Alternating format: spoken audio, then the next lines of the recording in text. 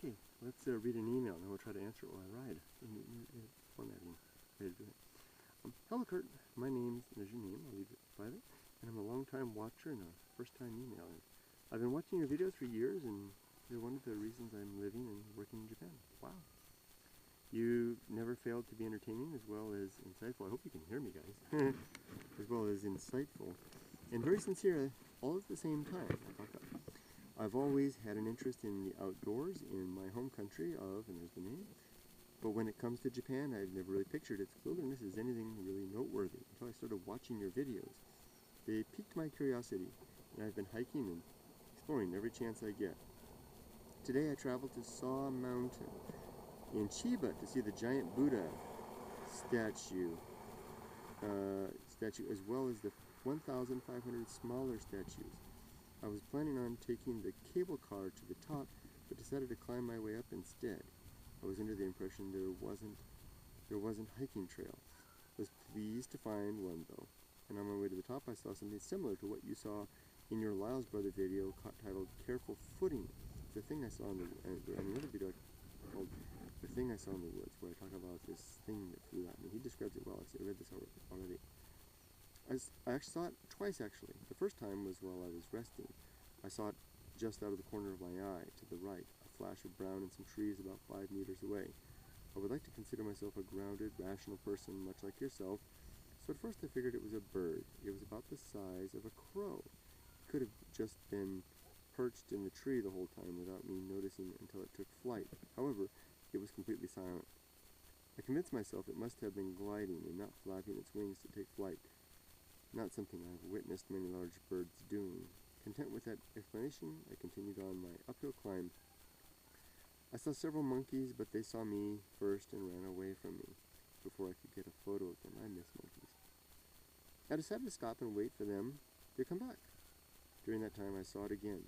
This time it was right in front of my eyes, a brown blur with no particular or delineated shape, moving silently and as fast as a falcon in a dive, yet it was barely 20 centimeters off the ground. My view of it was obscured by a rock, and I lost sight of it. I didn't come back out the other side of the rock. I looked and it wasn't behind the rock. It was gone. That's it. I'm not a religious or spiritual person, and I have no explanation as to what it was. I just know you saw something similar. I wanted to tell you that you're not alone. There is something out there, and I'm glad I'm not the only one who's seen it. Thank you for your time and all your great videos. Here's your name. Let's go ahead and put the camera on 2:55, a few minutes to answer. This is a whole new format for me to try and answer a video that way. I mean, read it that way and then answer it in a ride. Let's see how this works. I hope that the audio is okay. Isn't that pretty sunset out there? Let me do this so I don't delete the video, delete the email. That's happened before. Okay. Here we go, put the glasses on, we'll fire up. So, you saw the thing in the woods, or something in the woods. Your description was really similar to mine. Whoa! The bike was sitting kind of precariously. Almost lost control of it. Here we go, let's fire up, and we're going to head on down that. Now, that doesn't look like a real true dirt road. That looks like a driveway. I was going to go down that road, but I think there's a driveway maybe down here. Let's go try this. There we go.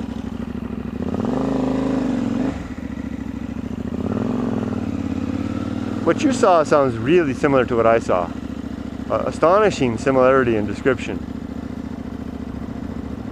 It's kind of like we can go down there, huh? Let's try that.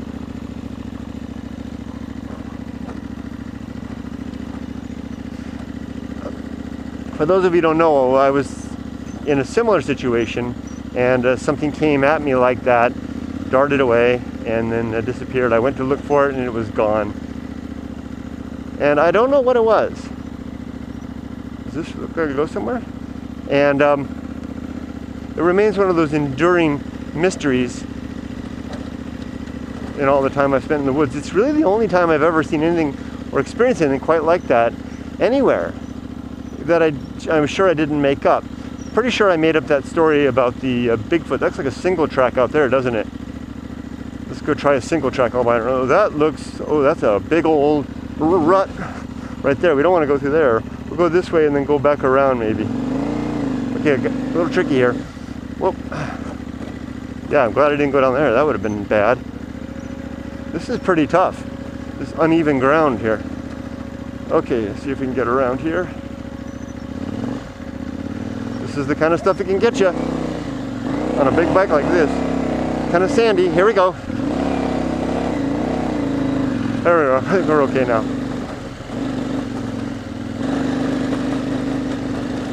I really don't know what to say other than to say, wow, maybe there is something out there. You sound like you weren't trying to be, sensational in the description. Like you're like me. It's kind of like pretty skeptical, and just here's the facts, ma'am. We'll leave it at that. Here we go, up and over this. We made it. Okay. That was a little iffy. So, I wonder if Japanese folklore has any mention of anything like that. I haven't studied Japanese, mythology or the, what do they call it, yokai, that kind of stuff, very much. Mainly because it doesn't interest me very much. It's like the same way that mythology doesn't interest me, in the same way that fantasy does not interest me. I'd rather I find the real stuff far more interesting. The stuff that's grounded in fact. I was talking to Graydon Square over the weekend about that. We were talking about when you step over the line from science fiction into fantasy, how it's kind of blurred sometimes, where science fiction has a pretty good distinction and building from actual science with a touch of speculation, and just enough to make it still seem plausible. And fantasy just goes overboard, takes liberties that science fiction would be loath to do. So when I saw the thing in the woods, it struck me, because then I tried to evaluate it with my critical senses, and then leave it at that. Show what I saw, talk about what I saw, and no more.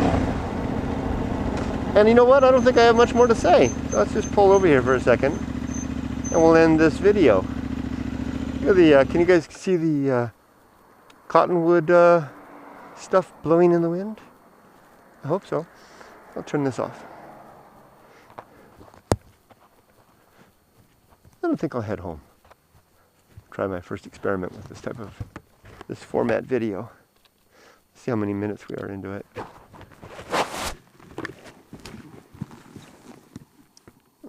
8 minutes. Wow. Thanks for joining me, friend. Talk to you later. Thanks for your question or your email. I thought I had a chance to answer it. I know which button. There's only 2 buttons I can never figure out. See ya.